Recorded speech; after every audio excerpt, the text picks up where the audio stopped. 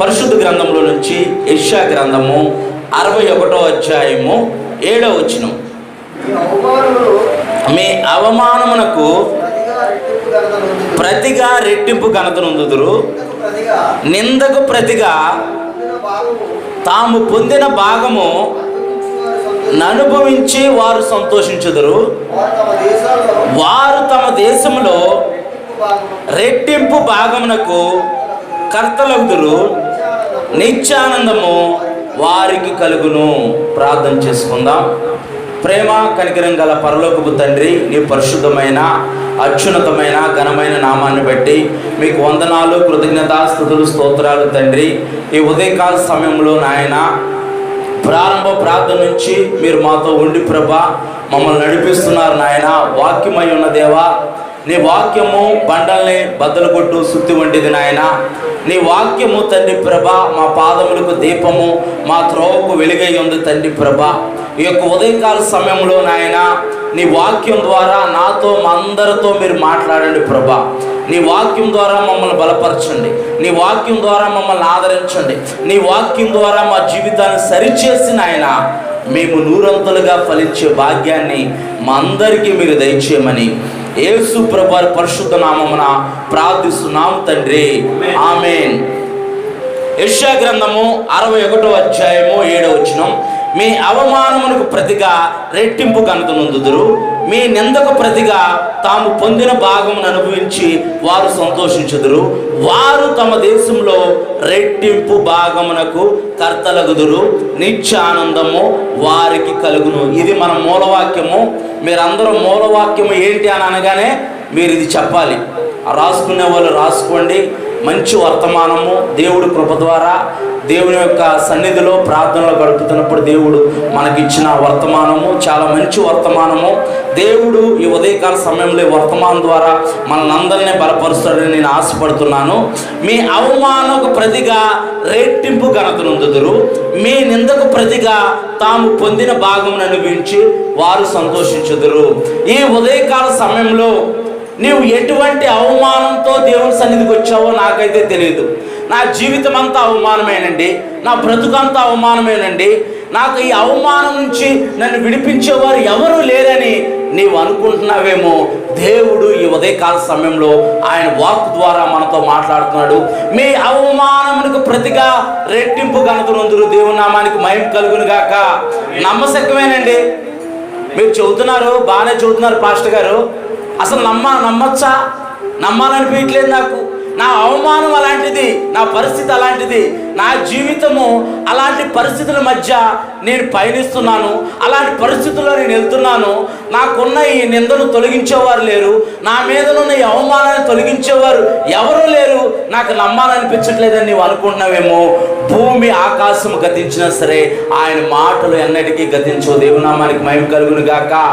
భూమి ఆకాశం గతించినా సరే, భూమి ఆకాశం లైట్ పోయినా సరే ఆయన మాటలు ఎన్నటికీ గతించవు. మీ అవమానపు ప్రతిగా ఆయన రెట్టింపు ఘనతను మీకు అనుగ్రహిస్తున్నాడు. దేవుని నామానికి మహిమ కలుగును గాక. మీ నిందను ఆయన తొలగించబోతున్నాడు. మీరు ఎటువంటి అవమానంలో ఉన్నా, మీరు ఎటువంటి అవమానాన్ని అనుభవిస్తున్నా సరే, నా అవమానం నుంచి నన్ను విడిపించేవారు ఎవరూ లేరని నీవు అనుకుంటున్నావేమో. లోకరక్షకుడైన యేసు ప్రభువారి వైపు నీవు చూస్తే, నీ కొరకు ప్రాణం పెట్టినైనా యేసు ప్రభువారి వైపు నీవు చూస్తే నీకున్న అవమానం నుంచి ఆయన నిన్ను విడిపిస్తాడు. సామెతల గ్రంథము 14వ అధ్యాయం 34వ వచనం. మనకు కలిగి ఉన్న అవమానం నుంచి దేవుడు మనల్ని విడిపిస్తానంటున్నాడు. అవమానానికి కారణం ఏంటో చూద్దాం. మనకు అవమానం కలుగుతుంది, ఎలాంటి పరిస్థితుల్లో కలుగుతుందో మనకు తెలుసు. అసలు అవమానానికి కారణం ఏంటో మన పరిశుద్ధ గ్రంథమైన బైబిల్లో చూద్దాం. సామెతల గ్రంథము 14వ అధ్యాయము 34వ వచనం. నీతి జనములు ఘనతకెక్కుటకు కారణము. నీతి గల జనులు, యథార్థంగా జీవించేవారు, దేవుని యందు భయభక్తులు కలిగేవారు, వారు ఘనతకెక్కుతారు. అంటే ఉన్నతమైన స్థితిలో వారు ఉంటారు, అత్యున్నతమైన స్థాయిలో వారు ఉంటారు. పాపము ప్రజలకు అవమానం తెచ్చును. పాపమే ప్రజలకు అవమానాన్ని కలిగిస్తుంది. ప్రజలు పాపం చేయడం ద్వారా పాపాన్ని వారు పాపంలో వారు జీవించడం ద్వారా, పాపాన్ని కొని తెచ్చుకోవడం ద్వారా అవమానం కలుగుతుందని పరిశుద్ధ గ్రంథమైన బైబిల్ చెబుతుంది. పాపము ప్రజలకు అవమానాన్ని కలుగజేస్తుంది. పరిశుద్ధ గ్రంథమైన బైబిల్లో ఐగుప్తులో ఇజ్రాయేల్ ప్రజలు 430 సంవత్సరాల బానిసత్వంలో ఉన్నారు. ఆ బానిసత్వం నుంచి దేవుడు వారిని విడిపించి పాలు తేలిగానే కానాని దేశానికి వారిని నడిపిస్తే, వారిని నడిపించిన దేవుడు, ఎర్ర సముద్రాన్ని పాయలు చేసిన దేవుడు, యోర్దాను నీళ్ళని ఆపేసిన దేవుడు, ఎరుకో కోటలను కూల్చిన దేవుడు, ఆ రాజులందరినీ ఆయన చేతులకు అప్పగించేసి వారు తవ్వని బావుల్లో నీరు తాగేటట్లు, వారి కట్టని గృహాల్లో వారు ఉండేటట్లు దేవుడు వారికి అనుగ్రహించే, వారు నాటిన చెట్ల యొక్క ఫలాలు వారు భుజించేటట్లు దేవుడు అంత సమృద్ధి వారికి అనుగ్రహిస్తే వారు దేవుని విడిచిపెట్టారు. దేవుని మర్చిపోయారు. వారు సృష్టికర్తను మర్చిపోయి సృష్టమును పూజించడం మొదలుపెట్టారు. ఈ యొక్క అంత్య దినాల్లో కూడా దేవుణ్ణి మర్చిపోయి దేవుడి పైన తిరుగుబాటు చేసే ఒక జనాంగం బయలుదేరింది. వారే సొంత సెల్ఫ్ డబ్బా కొట్టుకుంటున్నారు. నేనంటే గొప్ప, నేనంటే నేను గొప్ప, నేనంటే నేను గొప్ప. దేవుడిని మర్చిపోయారు, దేవుని ఆజ్ఞలు మర్చిపోయారు. దేవుడు వారికి ధర్మశాస్త్రాన్ని అనుగ్రహిస్తే, కొన్ని కట్టడలు, కొన్ని ఆజ్ఞలు అనుగ్రహిస్తే, ఆ ఆజ్ఞల్ని ఆ ఇజ్రాయేల్ ప్రజలు మర్చిపోయి దేవుని సృష్టికర్త అయిన దేవుని ఆరాధించడం మర్చిపోయి వారి ఇష్టానుసారంగా వారు జీవిస్తుంటే, వారి శత్రువులు వచ్చి వారి దేశాన్ని స్వాధీనపరుచుకొని ఏ బానిసత్వం నుంచి అయితే దేవుడు విడిపించాడో మళ్ళీ అదే బానిసత్వానికి వాళ్ళు వెళ్ళిపోయారు. అది వాళ్ళ తప్ప, దేవుడు తప్ప? వారి తప్పే. ఎవరైతే దేవుని విడిచిపెట్టి తిరుగుతారో, ఎవరైతే సృష్టికర్తను తెలుసుకోరో వారు తీర్పు తీర్చబడతారు. తీర్పులో వారు అగ్నిగుండం పాలవుతారని పరిశుద్ధ గ్రంథమైన బైబిల్ చెబుతుంది. వారు 70 సంవత్సరాలు వారు ఆ యొక్క బానిసత్వంలో ఉంటే దానియేలు గుర్తెరిగాడు. చూద్దాం ఒకసారి మనం. దానియేలు గ్రంథము 9వ అధ్యాయము 16వ వచనం. దానియేలు గ్రంథము 9వ అధ్యాయం 16వ వచనంలో దానియేలు అంటున్నాడు, ప్రభువా, మా పితరుల్ని నువ్వు విడిపించావు, మా పితరుల్ని నువ్వు నడిపించావు. పాలు తేలిగానే కానాని దేశానికి వారు నడిపిస్తే వారు నీకు విరుద్ధంగా పాపం చేశారు ప్రభు అని దానియేలు గుర్తెరిగి దానియేలు ప్రార్థన చేస్తున్నాడు. అక్కడ ప్రభువా, మా దోషము, మా పితరుల దోషము, మా పాపములు, మా పితరుల పాపాలు క్షమించు. నేను అంటాను, తప్పు చేసి దేవుడి దగ్గరికి రావడం కాదు. తప్పు చేసి వస్తే దేవుడు క్షమిస్తాడు, మంచిదే, దేవుడు క్షమిస్తాడు. తప్పు చేయకుండానే దేవుడు, అంటే నీ జీవితం మంచిగా ఉన్నప్పుడే నువ్వు సృష్టికర్త అని దేవుడు తెలుసుకోవాలి. నీ జీవితం అంతా అనారోగ్యం పాలు, కష్టాలు పాలు, వేదన పాలు అయిపోయిన తర్వాత సృష్టికర్త అయిన దేవుడు తెలుసుకుంటే అలాగా? సగం జీవితం సర్వనాశనం అయిపోయిన తర్వాత దేవుని తెలుసుకోవడం మంచిదా? అన్నీ నీకు అనుగ్రహించినప్పుడే నువ్వు దేవుని తెలుసుకోవడం మంచిదా? దేవుడు వీరికి అన్నీ అనుగ్రహించిన తర్వాత దేవుని మర్చిపోయి వారి ఇష్టానుసారంగా వారు ప్రవర్తించారు. పాపము ప్రజలకు అవమానాన్ని కలగజేస్తుంది. నీవు ఎటువంటి అవమానంలో ఉన్నా, ఒకవేళ పాపం ద్వారా అవమానం కలుగుతుందేమో, నీ అతిక్రమం ద్వారా అవమానం కలుగుతుందేమో, నువ్వు చేసిన పనుల వల్ల నీకు అవమానం కలుగుతుందేమో, పొరపాటుని నీ పని చేశానండి అందుకనే నాకు ఈ అవమానం కలుగుతుంది, ఈ నింద నా పడిందని నువ్వు అనుకుంటున్నావేమో. నువ్వు పశ్చాత్తాపడితే ప్రభు యొక్క కనికరాన్ని పొందుకుంటావు. దేవుని నామానికి మహిమ కలుగును గాక.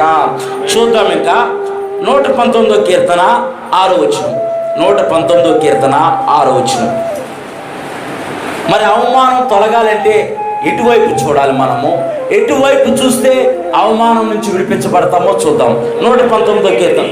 నీ ఆజ్ఞలన్నిటినీ నేను లక్ష్యం చేయనప్పుడు నాకు అవమానం కలగదు. ఆయన ఆజ్ఞలంటే ఏంటి? ఆయన ఆజ్ఞలంటే ఆయన వాక్యమే. ఆయన ఆజ్ఞలు నా వైపు చూడాలి అందరూ. ఆయన ఆజ్ఞలే ఆయన వాక్యము. ఆయన వాక్యం వైపు మనం చూసినప్పుడు, ఆయన వాక్యం వైపు మనం లక్ష్యం ఉంచినప్పుడు మనకి అవమానం కలగదంట. దేవుని నామానికి మహిమ కలుగును గాక. నీవు ఎటువంటి అవమానంలో ఉన్నా సరే ఆ అవమానం నుంచి దేవుడు నిన్ను బయటికి తీసుకొస్తాడు. ఎప్పుడనంటే నీవు దేవుని ఒక వాక్యాన్ని దినదినము ధ్యానించినప్పుడు. మనకు పరిశుద్ధ గ్రంథమైన బైబిల్ ఇవ్వబడింది. మనం ఆదివారం ఒక్కరోజే పాస్టర్ గారు చెప్పినప్పుడు తీసి చదవడం కాదు. ప్రతిరోజు కూడా నీ ఉదయకాలము, నీ ప్రారంభము దేవుని యొక్క వాక్యంతో మొదలవ్వాలి. దేవుని నామానికి మహిమ కలుగును గాక.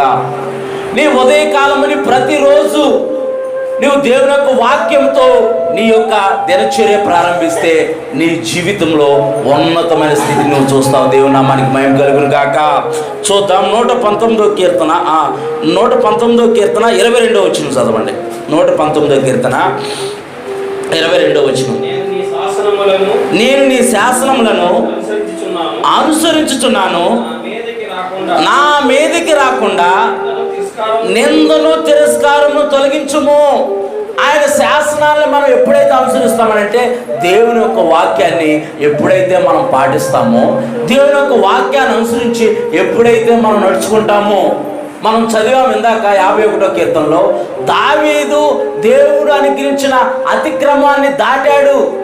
అందుకే దావీదు అంటున్నాడు, నేను అతిక్రమించాను ప్రభా, నా అతిక్రమములో నీకు తెలిసే ఉన్నవి. అతిక్రమించడం ద్వారా పాపము కలుగుతుంది. ఆజ్ఞ అతిక్రమమే పాపము. దేవుడిచ్చిన ఆజ్ఞల్ని, దేవుడిచ్చిన కట్టల్ని మీరి మనం ప్రవర్తించామంటే, మన ఇష్టానుసారంగా మనం నడుచుకున్నామంటే నిందలు, అవమానాలు, శ్రమలు కలుగుతాయి.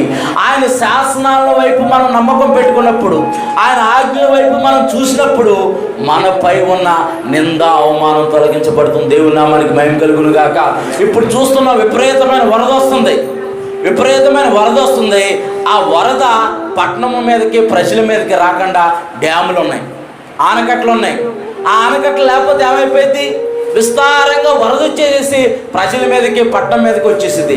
అక్కడక్కడ కూడా ఇంకా వరద ఎక్కిపోయి ఆ యొక్క ఆనకట్టలు కూడా తెగిపోతున్నాయి. ఆ యొక్క ఏవైతే కట్లు ఉన్నాయో అవి కూడా తెగిపోతున్నాయి, ప్రజల మీదకి వరద వస్తున్నాయి.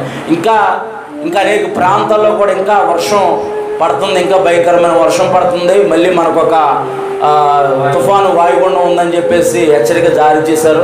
అందరూ ప్రార్థన చేయాలి. వర్షం పడితే వర్షం పడి పంటలు పండితే మంచిది. కానీ ఈ తుఫాన్లు వీటి వల్ల ఏంటంటే, చైనాలో మీరు చూసారో లేదో కానీ వార్తలు చూడండి. వార్తలు ఎందుకు చూడమన్నారంటే ప్రార్థన చేయడానికి. చైనాలో వచ్చిండే విలయ తాండవం చేస్తుంది. చైనాలో తుఫాను విలయ తాండవం చేస్తుంది. పెద్ద ఇలాంటి కిటికీలు కూడా, ఈ నా వెనక వైపు ఉన్న కిటికీలు, అలాంటి కిటికీలు కూడా ఇరిగిపోతున్నాయి. అపార్ట్మెంట్లు కూడా కదిలిపోతున్నాయి. మనం ప్రార్థన చేయాలి. అంత్య దినాల్లో మనం ఉన్నాం. ప్రజలకి అంతటా సువార్త ప్రకటించబడాలి. అంతటా సువార్త ప్రకటించబడుతుంది. వారు మారుమనసు పొందాలి. ఇంకా నిజదేవుడైన సృష్టికర్తని తెలుసుకోని వారు అనేక మంది ఉన్నారు కనుక మనం వారి నిమిత్తం ప్రార్థన చేయాల్సిన వారిగా ఉన్నాము. వాక్యం చూద్దాం. ఆయన శాసనములు, ఆయన కట్టడల వైపు మనం చూసినప్పుడు మన మీదకి రాకుండా నిందను ఆయన తొలగిస్తాడంట. దేవుని నామానికి మహిమ కలుగును గాక. మన మీదకి రాకుండా అవమానాన్ని ఆయన తీసివేస్తాడు. యెషయా గ్రంథము 51వ అధ్యాయము 7వ వచనం. యెషయా గ్రంథము 51వ అధ్యాయము 7వ వచనం. నీతిని అనుసరించు వారులారా, నా మాట వినుడి, నా బోధను హృదయమందుకున్న జనులారా ఆలకించుడి. మనుషులు పెట్టు నిందకు భయపడుకుడి. ఆయన బోధన మనం ఆలకిస్తే, ఆయన మాటలు మనం ఆలకించి, ఆయన బోధన అనుసరించి మనం నడుచుకుంటే మనుషులు పెట్టే నింద, మనుషులు కలగజేసే అవమానానికి మనకు భయం కలగదంటే. దేవుని నామానికి మహిమ కలుగును గాక. ఇప్పటి వరకు మనం చూసుకుందాం. మీ అవమానకు ప్రతిగా దేవుడు రెట్టింపు ఘనత ఇస్తానంటున్నాడు. నిందకు ప్రతిగా తాము పొందిన భాగం అనుభవించి వారు సంతోషించుదురు. వారు తమ దేశంలో రెట్టింపు భాగానికి కర్తలవుదురు. దేవుని నామానికి మహిమ కలుగును గాక.